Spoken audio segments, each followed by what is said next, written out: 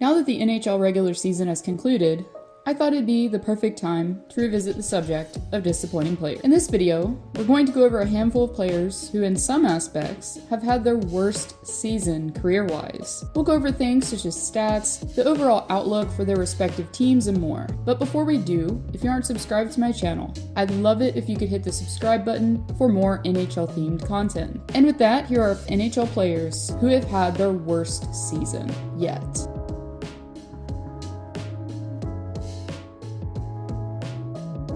When Alex Georgiev first entered the picture in the Big Apple, he was one of the goalies at the time that was lucky enough to learn under Henrik Lundqvist. But as most of us know, Igor Shesterkin earned the rights to the Rangers' crease, which forced Georgiev to remain in the backup role, until he kind of fell off of a cliff stats-wise.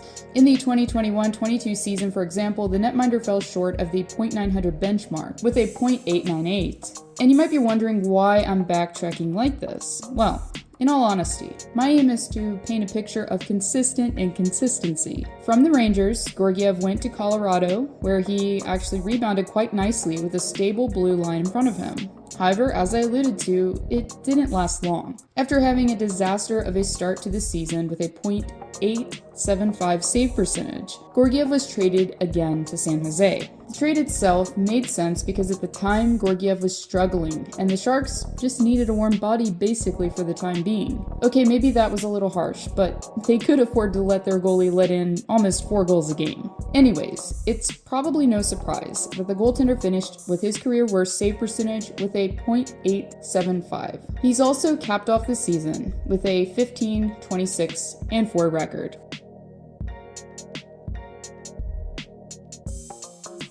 One could say that Vladimir Tarasenko won the Stanley Cup lottery last season, as Tarasenko was traded last deadline to the Florida Panthers, the team that would be victorious when it came to capturing Lord Stanley. And really, the forward contributed decently with 9 points in 24 games played, considering his limited ice time. After Florida couldn't afford to keep Tarasenko, he was forced to sign elsewhere, and his choice was the Detroit Red Wings. Last offseason, he ended up signing a 2-year deal valued at $9.5 million that carries with it an AAV of $4.75 million. Coming into the current campaign with the likes of Alex DeBrincat, Patrick Kane, and Dylan Larkin, the Wings had a top 6 that was seemingly stacked, with Tarasenko in tow. Unfortunately though, Detroit as a team hasn't met expectations this season, as they completely missed the playoffs, and Tarasenko is among those to blame.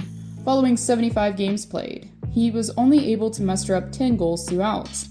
The 6-time 30-goal scorer had shockingly less than half of the shooting percentage that he had last campaign, as Tarasenko had finished the season percentage. His giveaway-takeaway ratio was also pretty troubling due to the fact that it was a 4-to-1. He also only finished with 31 points on the season. At 33 years of age, Tarasenko could be a victim of father time, or possibly Detroit just hasn't been the right fit. Either way, this hasn't been the season that he was hoping for regardless, at least as far as offense is concerned. Hey everyone, Alyssa Hope here. I promise we'll get back to the video, but first I need to remind you that I do have a face, and secondly, to stay hydrated. With 3 times the electrolytes of the leading sports drink, and a formula that hydrates you faster than water, why wouldn't you want Liquid IV in your back pocket? So right now, if you use my promo code Alyssa Hope in all caps, that will get you 20% off your entire purchase plus free shipping. And if there's a sale going on, which you will still get free shipping regardless of if a sale is going on and you're going to get a greater percentage off, say 30%, 40%, whatever. Use my promo code. You will get that sale price and free shipping. So, I win, you win. Thank you all for watching. Now back to the video.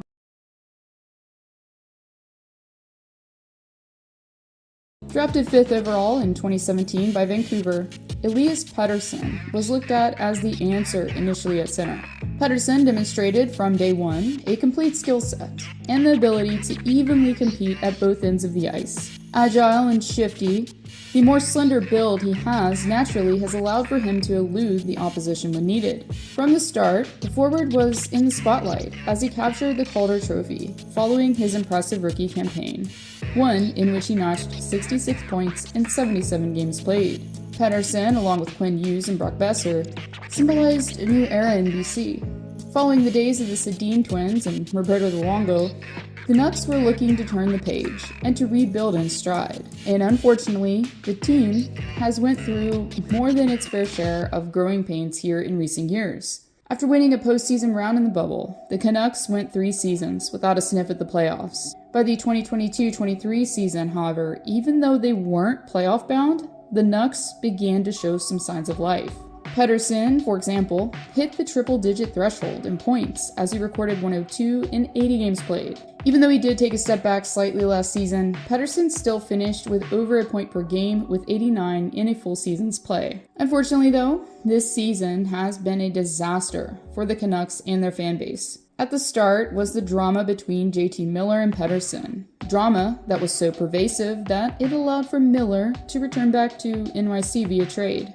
And this did have a hand in Pettersson's halted production.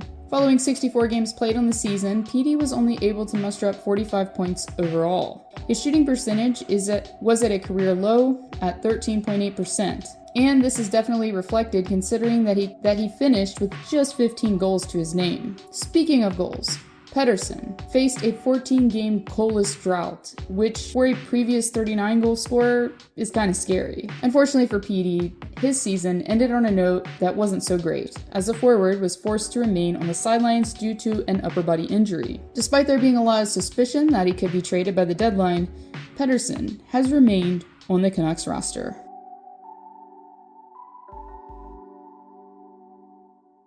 Right around the time of this current season's inception, Jeremy Swayman was in the spotlight for all of the wrong reasons. Swayman, who had proven himself to be the guy in the net for the B by his numbers, decided that he wasn't going to settle on what the Bruins were offering him initially. After getting slammed in the media by President Cam Neely's 64 million reasons comment, Swayman eventually settled on a $8.25 million a year deal, meaning that the goaltender will be making an average of that amount until 2032 when he's 33. However, when teams pay their players the big bucks, they're making an investment that sometimes backfires despite the past performance that team management has to go on.